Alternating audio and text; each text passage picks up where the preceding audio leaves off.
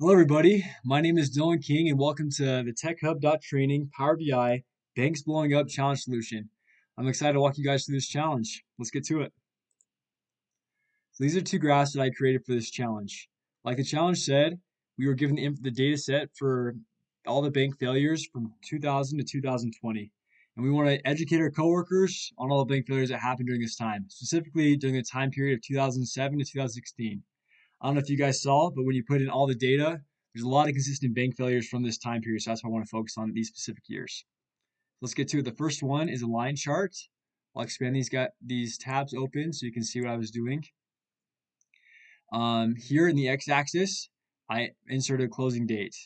I didn't touch anything, didn't remove anything. I just have year, quarter, month, and day.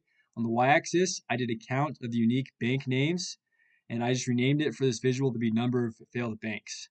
You can rename these, the data you put in at any time for visualization simply by clicking this arrow and renaming it for your visual. And if you scroll down, I also added in the tooltip here, as I mentioned in the challenge. We want to have a total for year to date of the amount of bank failures that happened in that year. These quick measures are super simple to add in.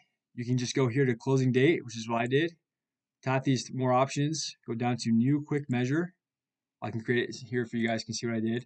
Scroll on down to year to date total. Date is closing date, of course. Our base value is going to be the bank name. So drag and pull that over. We're going to want to count distinct of the bank name. And once you do that, Power BI is great. Works on it real quick. Creates the equation for you here. You guys can play with that if you choose. But now we have this that we can just drag and pull into tooltips. So now, simply what that does is if you scroll over here, for example, in 2011, it shows you the number of failed banks that happened in quarter 4, also number of failed banks that happened in that year. Super helpful, I think. So let me break down for you guys how we filtered to 2007, 2016 at Setup Challenge. If you guys open this tab here, filters, you can simply go down to closing date year, which is what I did.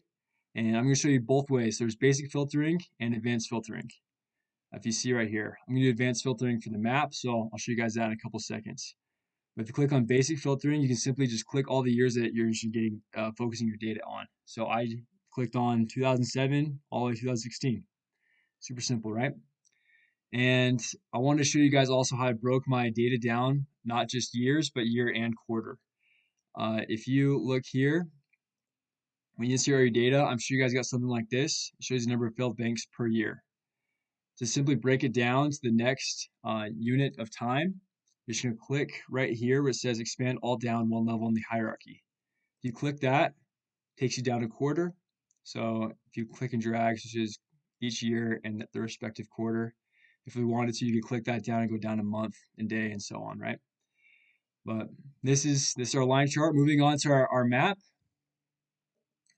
Super simple here. We brought in for location the state.